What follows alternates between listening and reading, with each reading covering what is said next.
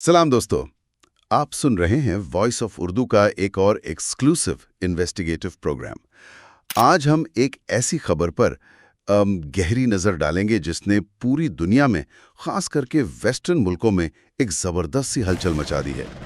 Britain, Canada और Australia, तीन बड़े ताकतवर देशों ने लगभग एक साथ अचानक फ़लस्तीन को एक आज़ाद मुल्क के तौर पर तस्लीम कर लिया है, यानी रिकग्निशन दे दी है। जी। ये कोई मामूली बात नहीं है।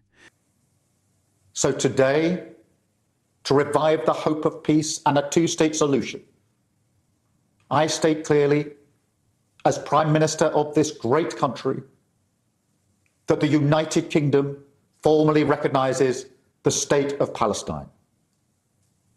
We recognized the state of Israel more than 75 years ago as a homeland for the Jewish people. Today, we join over 150 countries who recognize a Palestinian state also. इसके पीछे की हिस्ट्री देखें तो ये और भी ज्यादा हैरानकुन लगता है ना? बिल्कुल। याद कीजिए, 108 साल पहले 1917 में ब्रिटेन ही वो पहली बड़ी ताकत थी जिसने बैलफोर डिक्लेरेशन के जरिए फलस्तीन की जमीन पर इजराइल के लिए एक नेशनल होम की हिमायत की थी। जी हाँ। और आज वही ब्रिटेन अपने दो करीबी साथियों के साथ मिलकर फलस्तीन को एक अलग मुल्क मान रहा है। आखिर इतना बड़ा बदलाव क्यों और कैसे आया? चलिए इस पूरे मसले की तह तक चलते हैं और समझने की कोशिश करते हैं। बिल्कुल सही कहा आपने। ये वाकई एक चौंकाने वाला लेकिन सफारती तौर पर, मतलब डिप्लोमेटिकली, इंतहाई अहम कदम है। इन तीनों मुल्कों ने ये ऐलान लगभग एक ही वक्त में किया, एक तरह से मिलकर, कोऑर्डिनेटेड अंदाज में। Australia and Canada have just announced that they are recognizing a Palestinian state. हाँ, कोऑर्डिनेटेड लग रहा है। और इसकी टाइमिंग भी गौरतलब है। ये ठीक यूनाइटेड नेशंस जनरल असेंबली के इजलास से पहले हुआ है। ये वक्त का इंतखाब अपने आप में कई इशारे देता है कि ये मान्यता, ये रिकग्निशन है क्या? क्या इन मुल्कों ने बस कह दिया कि हम पैलेस्टीन को मानते हैं, या इसके साथ कुछ शर्तें, कुछ कंडीशंस भी जुड़ी हुई हैं? क्योंकि खबरों में शर्तों का जिक्र भी आ रहा है। जी हाँ, मान्यता तो दी गई है, लेकिन ये अनकंडीशनल नहीं है। इसके साथ कुछ बहुत साफ और कह सकते हैं सख्त किस्म की शर्तें रखी गई हैं। तीनों मुल्कों ने इस बात पर जोर दिया है कि वो टू स्टेट सोल्यूशन को ही मुस्तकबिल का वाहिद हल, मतलब ओनली सोल्यूशन मानते हैं। यानी इजराइल और पैलेस्टाइन दोनों रियासतें, दोनों स्टेट्स अमन के साथ वजूद में रहें। अच्छा, टू स्टेट सोल्यूशन पर फोकस है। जी। The hope of a two-state solution is fading. But we cannot let that light go out. That is why we are building consensus with leaders in the region and beyond around our framework for peace. अब शर्तों की बात करें तो उन्होंने कहा है कि वेस्ट बैंक में जो पैलेस्टाइनियन अथॉरिटी है, पीए जिसे कहते हैं, हाँ, पीए, उसे अपनी गवर्नेंस यानी इंतजामिया में बुनियादी सुधार, फंडामेंटल रिफॉर्म्स लाने होंगे। इसमें करप्शन कम करना, शफाफियत, ट्रांसपेरेंसी बढ़ाना शामिल है। पीए को जल्द अज जल्द आज़ाद और मुनसिफाना इंतखाबात, फ्री एंड फेयर इलेक्शंस कराने होंगे, जो काफ़ी अरसे से नहीं हुए हैं। हाँ, वो तो काफी टाइम से पेंडिंग है। बिल्कुल। फिर डीमिलिटराइजेशन की शर्त है, यानी हथियारों से पाक होना। और एक बहुत बड़ी शर्त ये है कि हमास मुस्तकबिल के किसी भी पैलेस्टीनियन हुकूमत का हिस्सा नहीं होगा। हमास को बाहर रखने की शर्त, ये तो काफी। जी, ये बहुत अहम शर्त है उनकी तरफ से। इसके अलावा ब्रिटेन ने एक और शर्त का इजाफा किया है ना? हाँ, मैंने भी पढ़ा था। जी बिल्कुल, ब्रिटेन ने ये भी कहा है कि इजराइल को वेस्ट बैंक में अपनी नई यहूदी बस्तियों, सेटलमेंट्स जो हैं, उनकी तामीर और फैलाव, एक्सपेंशन को फौरन रोकना होगा। साथ ही गजा में इंसानी बुनियादों पर भेजी जाने वाली मदद, ह्यूमैनिटेरियन एड जो है, उसको बेरोक टोक पहुंचने देना होगा। अच्छा, तो ये शर्तें सिर्फ पैलेस्टाइन पर ही नहीं, कुछ हद तक इजराइल पर भी जिम्मेदारी डालती हैं, खासकर ब्रिटेन वाली। जी, खासकर ब्रिटेन की तरफ से ये पॉइंट ऐड किया गया है। ये शर्तें तो वाकई काफ़ी कॉम्प्रिहेंसिव और सख्त हैं, लेकिन फिर वही बुनियादी सवाल, ये मुल्क जो इतने अरसे से इजराइल के करीबी साथी रहे हैं, उन्होंने आखिर अभी ये कदम क्यों उठाया? इस एब्रप्टनेस के पीछे क्या वजह है? क्या ये सिर्फ गाजा की वजह से है, या कुछ और भी चल रहा है पर्दे के पीछे? देखिए, इसके पीछे सिर्फ एक नहीं बल्कि कई फैक्टर्स काम कर रहे हैं। سب سے پہلی اور سب سے ظاہر وجہ تو غازہ میں جاری تباہی اور انسانی المیہ ہیومینیٹیرین کیٹاسٹروفی ہی ہے. جو جنگ وہاں چل رہی ہے، لاکھوں لوگ بے گھر ہو گئے ہیں، بھوک اور بیماری پھیل رہی ہے. اس منظر نے دنیا بھر میں اور خاص طور پر ان ویسٹرن ملکوں کے اندر لوگوں کو جھنجھوڑ کر رکھ دیا ہے.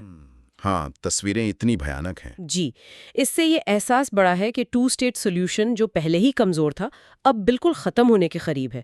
تو یہ ایک طرح سے اس سولوشن کو بچانے کی آخری کوشش بھی ہے. ایک طرح سے ریوائیول کی کوشش. شاید. دوسری وجہ، جیسا میں نے پہلے اشارہ کیا، UN جنرل اسمبلی کا سیشن ہے. اندر کی خبر یہ ہے کہ فرانس، بیلجیم، اسپین، آئرلینڈ جیسے اور بھی یورپین ملک فلسطین کو مانیتا دینے پر غور کر رہے تھے یا کرنے والے ہیں. تو یہ لوگ پیچھے نہیں رہنا چاہتے تھے. شاید. تو UK، کینیڈا، آسٹریلیا نے شاید سوچا کہ وہ پیچھے نہ رہ جائیں اور اس گلوبل شفٹ میں اپنا کردار ادا کرے. ایک طرح سے پری ایمپٹیو موو بھی ہو سکتا ہے یہ. انٹرسٹنگ پوائنٹ ہے یہ. اور تیسری اور شاید سب سے اہم وجہ، ان ملکوں کے اندر سے آنے والا سیاسی اور عوامی دباؤ، پولیٹیکل اینڈ پبلک پریشر ہے. ہم نے دیکھا ہے کہ لنڈن، ٹورانٹو، سڈنی جیسے شہروں میں فلسطین کے حق میں بڑے بڑے مظاہرے، پروٹیسٹس ہوئے ہیں. ہاں، کافی بڑے پروٹیسٹ ہوئے ہیں. جی، یونیورسٹیز میں، سول سوسائٹی میں، حتیٰ کہ رولنگ پارٹیز کے اندر بھی آوازیں اٹھ رہی تھیں کہ حکومت اپنی پالیسی بدلے. تو یہ قدم ان اندرونی دباؤ کا بھی نتیجہ ہے. سرکاروں کو لگا کہ عوام کی رائے بدل رہی ہے اور انہیں اس پر ری ایکٹ کرنا ہوگا. یہ بات سمجھ میں آتی ہے. ڈومیسٹک پالیٹکس کا انٹرنیشنل پالیسی پر اثر پڑتا ہی ہے. لیکن اب اس مانیتا کے پریکٹیکل مطلب پر آتے ہیں. کہہ تو دیا کہ فلسطین ایک ملک ہے، پر کیا اس سے زمین پر کچھ بدلے گا؟ ویسٹ بینک تو ابھی بھی اسرائیلی قبضے میں ہے، غازہ تباہ ہو چکا ہے.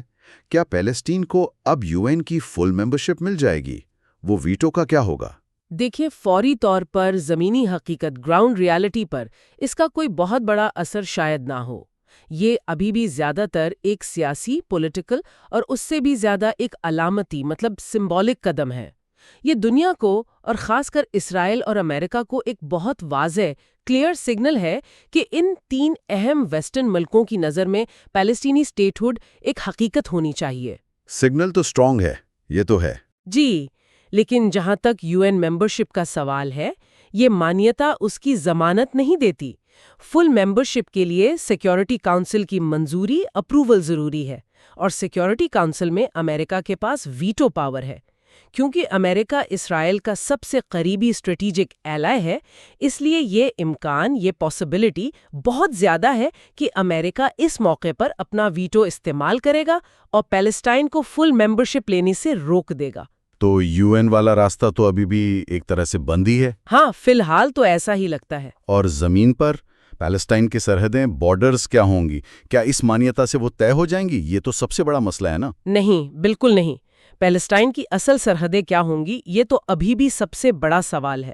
اس مانیتا سے یہ مسئلہ حل نہیں ہوتا. آپ نے وہ مونٹی ویڈیو کنونشن کا ذکر سنا ہوگا شاید. ہاں، تھوڑا بہت. جو بتاتا ہے کہ ایک اسٹیٹ کہلانے کے لیے کیا ضروری ہے: permanent population, defined territory, government اور دوسرے ملکوں سے رشتے قائم کرنے کی صلاحیت، کیپیسٹی. فلسطین کے کیس میں ڈیفائنڈ ٹیریٹری والا کرائیٹیریا ہی سب سے مشکل ہے.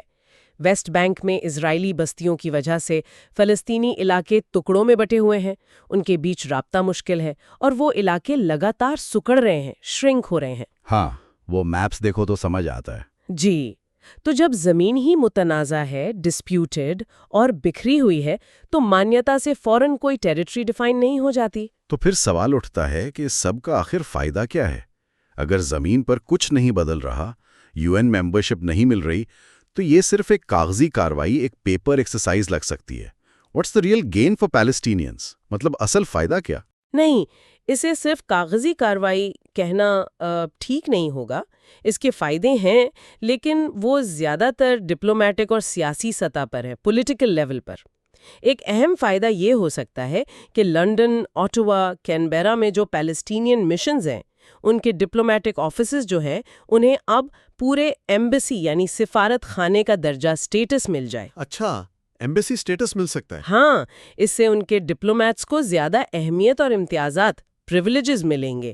دوسرا، پیلسٹینین اتھارٹی کو اب بین الاقوامی مذاکرات انٹرنیشنل نیگوسیشنز میں زیادہ وزن اور برابری پیرٹی کا احساس ہوگا. ان کی آواز کو شاید اب زیادہ سنجیدگی سے سنا جائے. نیگوسیشن ٹیبل پہ تھوڑی بہتر پوزیشن شاید. تیسرا، اس مانیتا کے بعد انہیں بین الاقوامی اداروں انٹرنیشنل انسٹیٹیوشن سے مالی مدد، فائنینشل ایڈ اور گورننس بہتر کرنے کے لیے ٹیکنیکل سپورٹ ملنے میں آسانی ہو سکتی ہے. اور سب سے بڑا اثر شاید سائیکولوجیکلی اور انٹرنیشنلی ہے.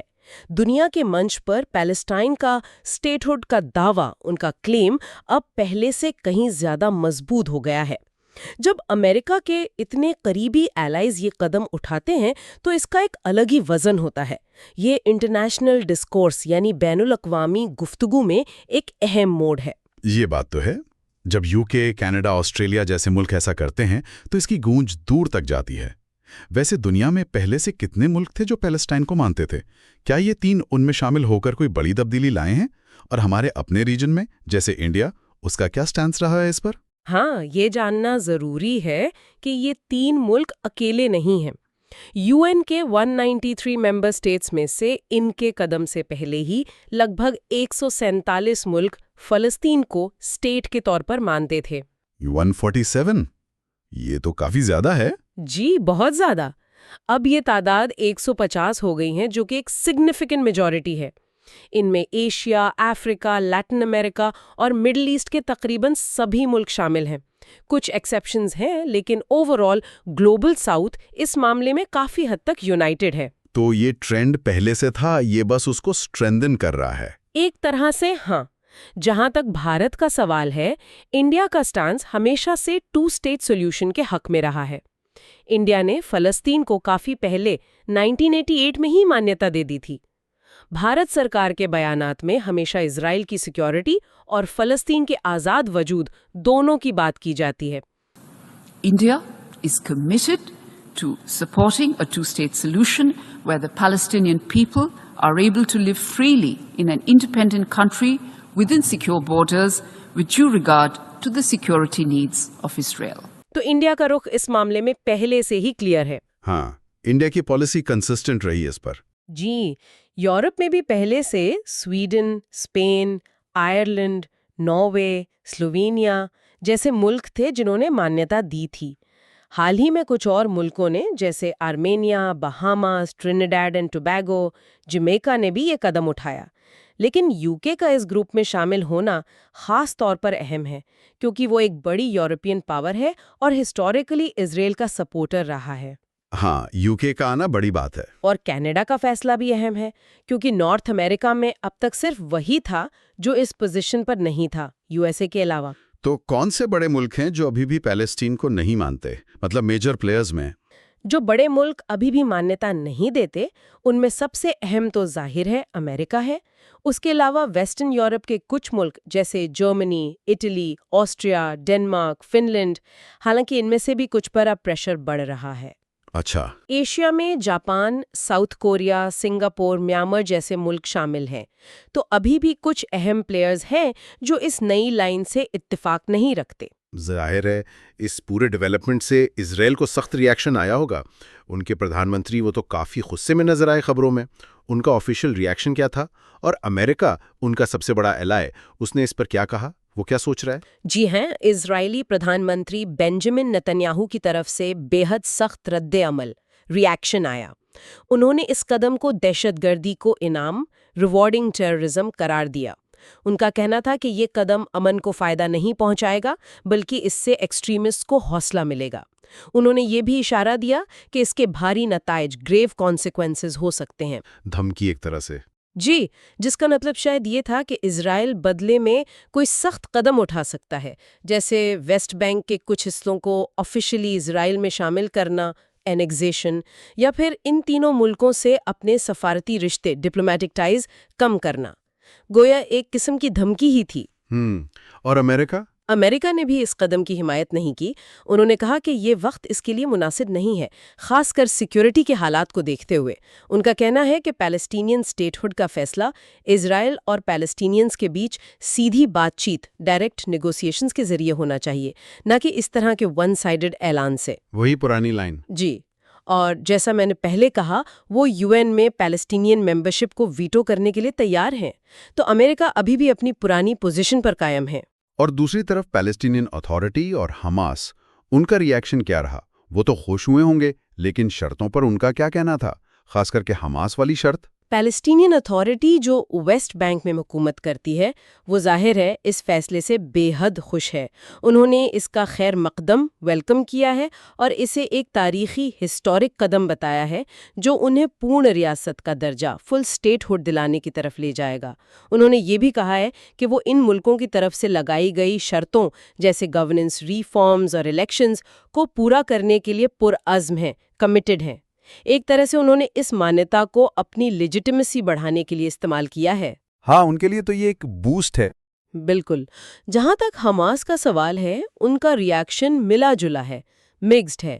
ایک طرف تو وہ اس بات سے خوش ہیں کہ فلسطین کو انٹرنیشنل ریکگنیشن مل رہی ہے کیونکہ یہ ان کے مقصد، ان کے کاز کو سپورٹ کرتا ہے، لیکن وہ اس بات سے سخت ناراض ہیں کہ انہیں مستقبل کی حکومت سے باہر رکھنے کی شرط کیوں لگائی گئی ہے. ہاں، یہ تو ایکسپیکٹڈ تھا. جی، ان کا کہنا ہے کہ وہ فلسطینی سیاست کا ایک اہم حصہ ہے اور انہیں اس طرح الگ نہیں کیا جا سکتا.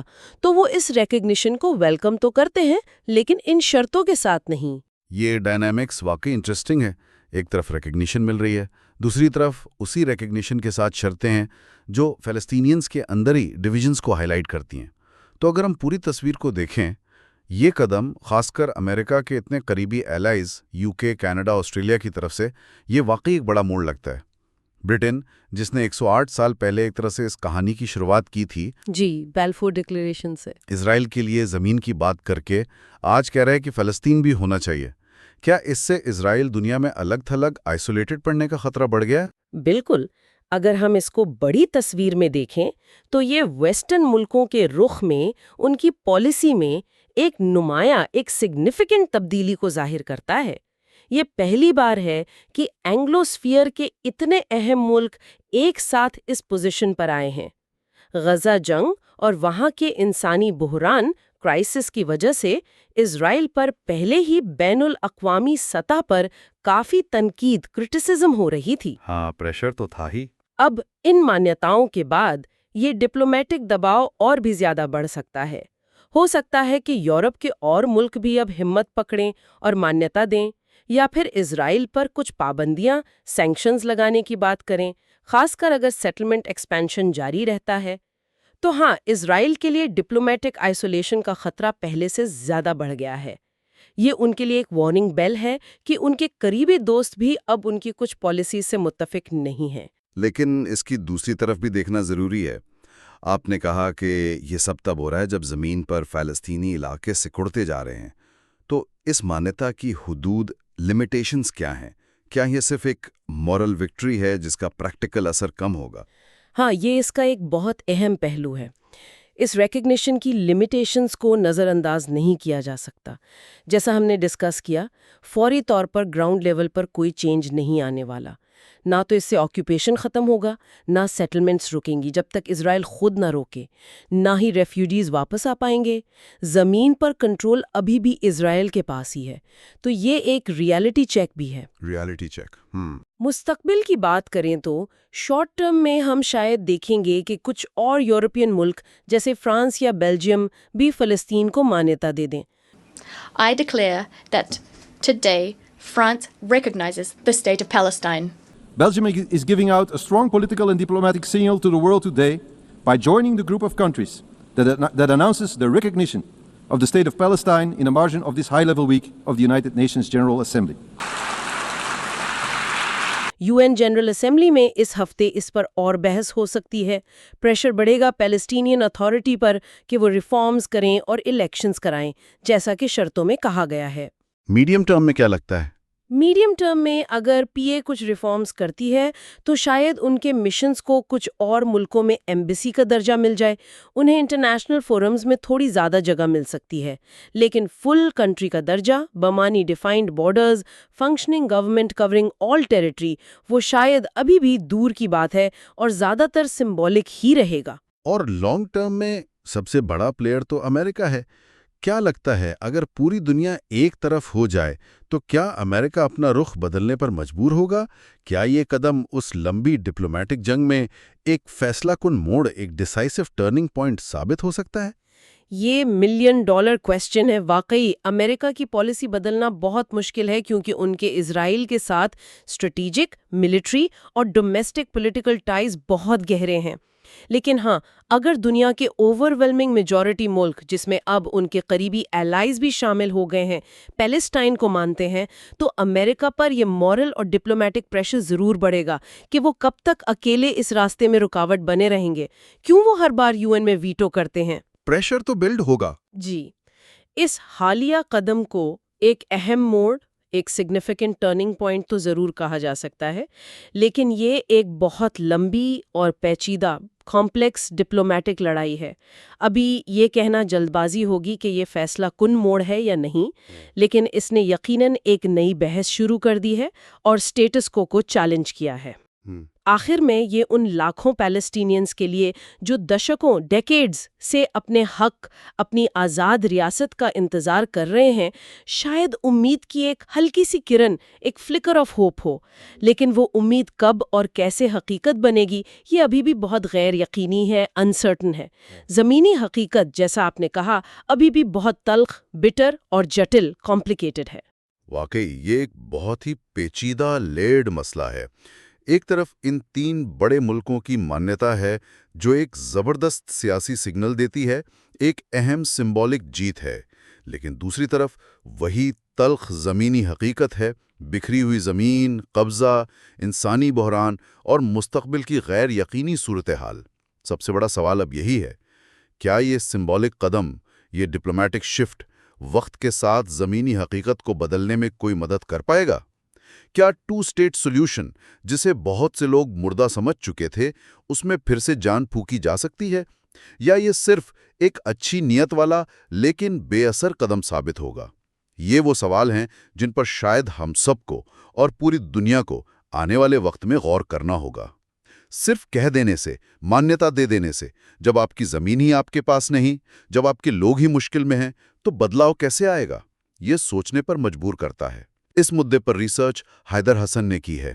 آپ سن رہے تھے voice of Urdu podcast. اگلے ایپیسوڈ میں پھر ملاقات ہوگی۔ اللہ حافظ۔